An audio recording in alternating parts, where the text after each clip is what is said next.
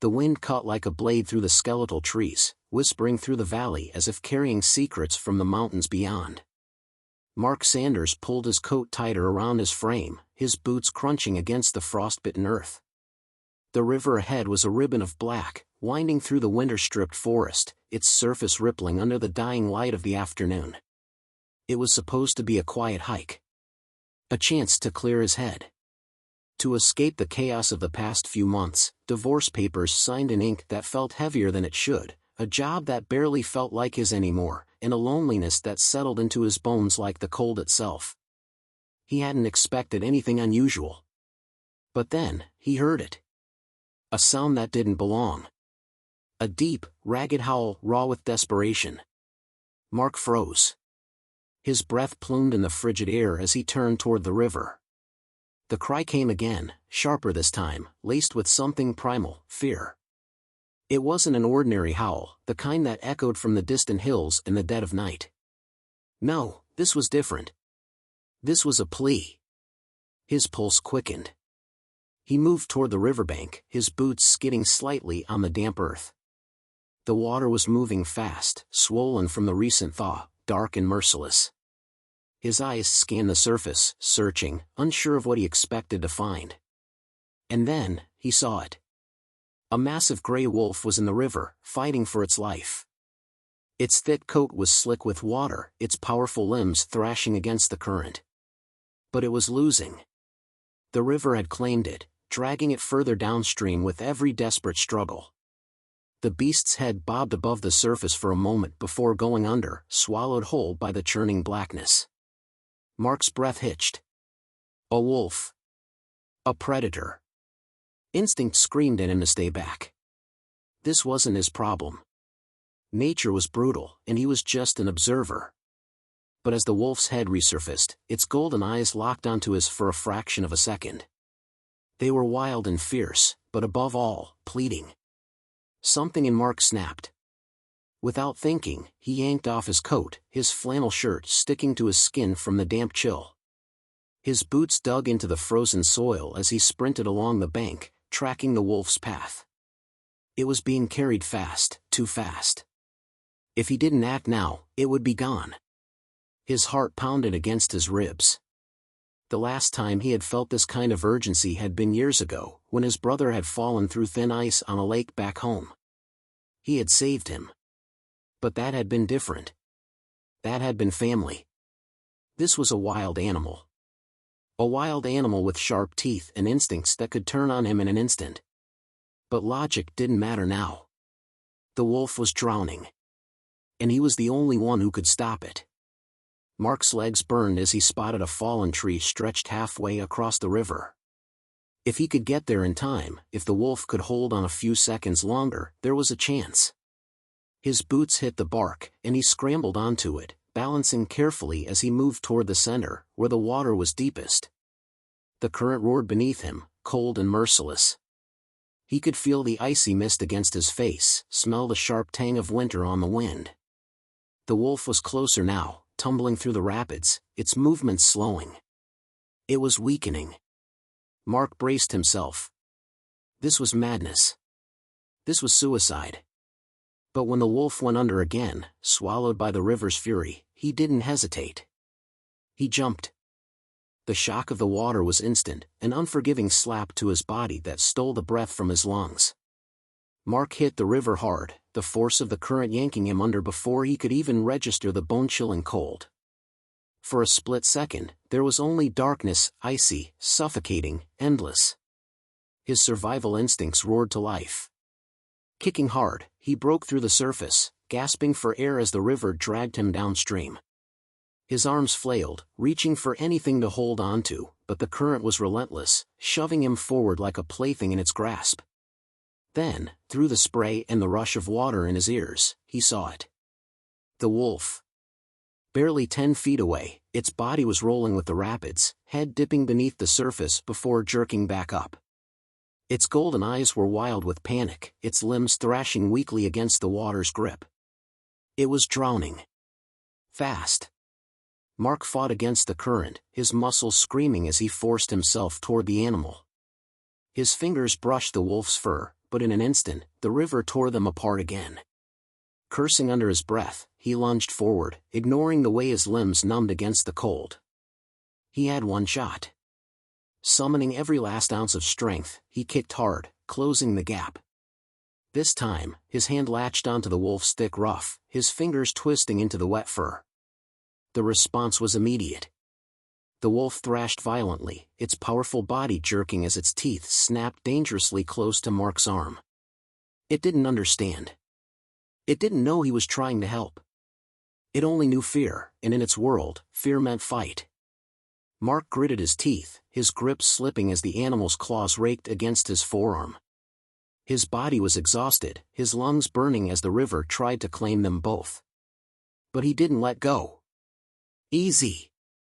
Easy, damn it, he growled, his voice barely carrying over the roar of the water. The wolf's snarls turned into desperate gasps as another wave crashed over them, shoving them under. For a terrifying moment, there was nothing but black water and crushing pressure. Mark's chest burned. His limbs grew sluggish. But he refused to let go. Digging deep, he fought his way back up, breaking the surface with a desperate gasp. He could feel the wolf's weight pressing against him now, its struggles weakening. It was running out of energy, just like he was. They were running out of time. Mark forced his head to turn, searching the riverbank. It was closer than before. If he could just angle them toward the fallen tree, they had a chance. Gritting his teeth, he kicked hard, using what little strength he had left to push them toward the nearest branch. The wolf wasn't fighting anymore. It was barely holding on. Mark reached out, his frozen fingers grasping the slick, moss-covered wood of the fallen tree. His grip slipped once, then twice, but on the third try, he managed to hook his arm over the thick branch. Gasping for air, he hauled himself up, dragging the wolf with him. The animal collapsed against the log, its massive chest heaving, golden eyes half-lidded with exhaustion. For a moment, neither of them moved. Man and beast, gasping, shaking, on the edge of survival. Then, slowly, the wolf lifted its head, its gaze locking onto Mark's. A silent moment passed between them. A moment of raw understanding. And Mark knew, without a doubt, that the hardest part was yet to come. Mark's arms trembled as he clung to the half-submerged tree, his breath coming in sharp, ragged gasps. His body was frozen to the core, every muscle screaming from the brutal fight against the current. But he had made it. They had made it. The wolf lay sprawled across the log beside him, its soaked fur clinging to its ribs, each breath labored and shallow. It didn't move. Not to flee. Not to attack. Just existed. Mark swallowed hard, trying to ignore the pounding in his skull. He had just risked his life to save an animal that, under different circumstances, wouldn't have hesitated to tear him apart. What the hell was he thinking? The river still roared beneath them, crashing against the log like a beast unwilling to surrender its prey. But for now, they were out of its grasp. Mark forced himself to move, wincing as his fingers, numb and stiff, dug into the bark for support. His soaked clothes clung to him like ice, the weight of exhaustion pressing down on his chest. He turned his head slightly, just enough to see the wolf better. And that's when it happened. The wolf opened its eyes. Golden. Piercing. Watching him. A shiver ran down Mark's spine, not from the cold, but from something deeper. Instinct. This was no pet, no tamed creature grateful for its rescue. This was a wild predator, honed by survival, governed by laws far older than any human could comprehend. And right now, it was looking at him, truly seeing him, as if deciding what he was. A threat? A savior? A fool? Mark's pulse pounded in his ears. The wolf's breath came slow and deliberate now, its muscles coiled beneath its wet fur. Was it too weak to attack? Or just waiting for the right moment? His body tensed, his instincts screaming at him to move, to run, but there was nowhere to go. If he tried to escape too fast, he'd slip, fall back into the river, and this time, he wouldn't make it out. If he stayed too long, the wolf could recover, and then what? Slowly, carefully, Mark shifted his weight. His hand inched toward a thicker part of the log, his fingers searching for better leverage. The wolf's ears twitched, its nostrils flaring slightly. It was watching his every move. Testing him. Then, just as Mark braced himself for the inevitable, the snarl, the lunge, the teeth, something unexpected happened. The wolf blinked. Not in aggression. Not in warning. In exhaustion. Its head dropped slightly, its breathing steady but strained. Mark realized then, it wasn't just weak. It was done. It had nothing left to fight with. The relief was short-lived. They weren't safe yet. The log wasn't a permanent refuge. They needed to get to dry land before the cold set in for good. Mark exhaled, forcing his voice steady. "All right, big guy," he murmured, unsure if he was talking to the wolf or himself. "Let's not kill each other just yet." No reaction. Just the steady rise and fall of the wolf's chest, the way its body subtly leaned against the bark as if anchoring itself to reality. Mark swallowed, shifting carefully. His limbs felt like lead, but he couldn't stop now. The shore was close. He just had to make it. And hope the wolf would let him. Mark's breath came in short, controlled bursts as he inched along the fallen tree, his fingers gripping the slick bark for balance. The river had taken its toll on both of them. His body ached from the cold, his muscles sluggish and weak. But the real danger wasn't the freezing water. It was lying right next to him. The wolf. It hadn't moved much since dragging itself onto the log. Its fur clung to its frame in thick, matted clumps, its breath slow and labored. But its eyes, those piercing golden eyes, never left him. It wasn't snarling. It wasn't baring its teeth. It was just, watching. Mark swallowed hard. He needed to get to shore. But what then? If he made it, and the wolf did too, would it attack? Would it run? Would it survive? The logical part of his brain screamed at him to leave the animal behind. It was weak, close to the edge. The wild was cruel, survival wasn't guaranteed. But another part of him, the part that had risked his life for a predator, refused to accept that. Carefully, Mark shifted his weight, gripping the tree with one hand and pushing himself upright. The wolf's ears twitched, but it didn't move. It was waiting. For what, he wasn't sure.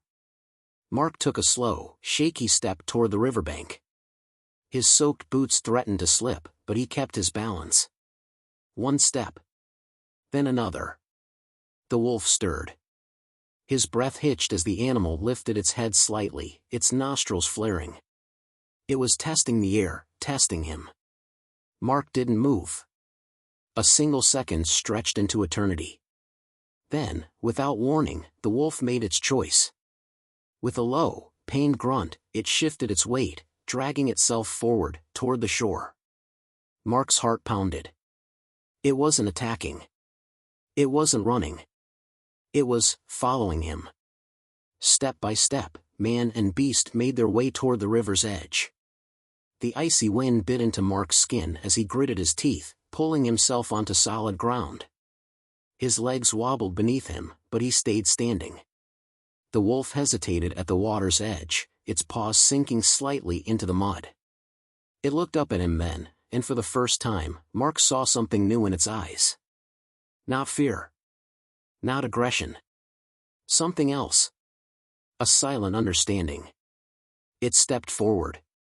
And just like that, the decision was made. They had survived together. What came next, neither of them knew. The wind howled through the trees, rattling the bare branches as Mark stood shivering on the riverbank. His soaked clothes clung to him like ice, but he barely noticed. His eyes were locked on the wolf. It had made it to shore. The massive creature stood a few feet away, its fur heavy with water, chest heaving from exhaustion. But it was standing. Alive. Mark exhaled, his breath a pale cloud in the frozen air. He should leave. Now. Before instinct kicked in and the wolf remembered what it was, a predator. Yet, neither of them moved.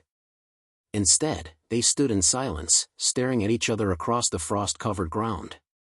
The wild animal he had just saved, risked everything for, was watching him with something he couldn't quite place. Not fear. Not gratitude. Just acknowledgement. Then the moment shattered. A distant howl echoed through the trees, long and haunting. Mark's chest tightened. The wolf's head snapped toward the sound, ears perking, muscles tensing. The call came again, this time closer. The pack. Mark swallowed hard. He had been so focused on surviving, on pulling the wolf from the river, that he hadn't thought about what came next. If the pack was nearby, would they see him as a threat? Would they attack? His body screamed at him to back away, but still, he didn't move. Neither did the wolf. For the first time since pulling it from the river, Mark saw it, hesitation. A flicker of uncertainty in the animal's golden eyes. It was torn. The instincts were there, deep and primal, calling it home. But something else lingered. Another beat passed. Then another. Mark inhaled sharply. "Go," he said, his voice hoarse from the cold. He didn't know why he said it. Maybe because it felt right. Maybe because, despite everything, he understood. The wolf's ears twitched. Then, as if those words had been the final push it needed, it turned. With one last glance at the man who had saved its life, the wolf took a step back. Then another. And then it was gone, vanishing into the shadows of the trees, answering the call of the wild. Mark let out a breath he hadn't realized he was holding. He was alone again. And somehow, the forest felt emptier for it. Mark stood motionless, his body aching, his breath steadying in the icy air. The wolf was gone. The forest had swallowed it whole, leaving only silence in its wake. He should feel relief. Instead, there was an emptiness in his chest that he couldn't quite explain. He had expected fear when he first locked eyes with the animal, expected the raw survival instinct that told him to run. But he had felt something different, something deeper. The wild had a way of stripping away the noise, forcing clarity upon those who dared to step into its grasp. And in that moment, standing on the riverbank, he realized he had changed. The Mark who had started this hike had been weighed down by the past, by a life that no longer felt like his own. But the Mark who had pulled a drowning wolf from the current, who had risked everything for something beyond himself, was different. He had fought for something that should have been a lost cause. And yet, against all odds, both he and the wolf had survived. A cold gust of wind dragged him back to reality, biting at his soaked skin. He needed to move. Hypothermia was still a very real threat. With stiff, aching limbs, he forced himself to take a step, then another, his boots crunching over the frost-covered earth. As he moved through the trees, the world around him felt sharper, more alive. The river still roared in the distance, the wind still whispered secrets through the pines. But something was different. Or maybe, he was. The wolf had gone back to its world. Now, it was time for Mark to find his own way back. But as he walked, one thought lingered. Would he ever see it again? And if he did, would the wolf remember?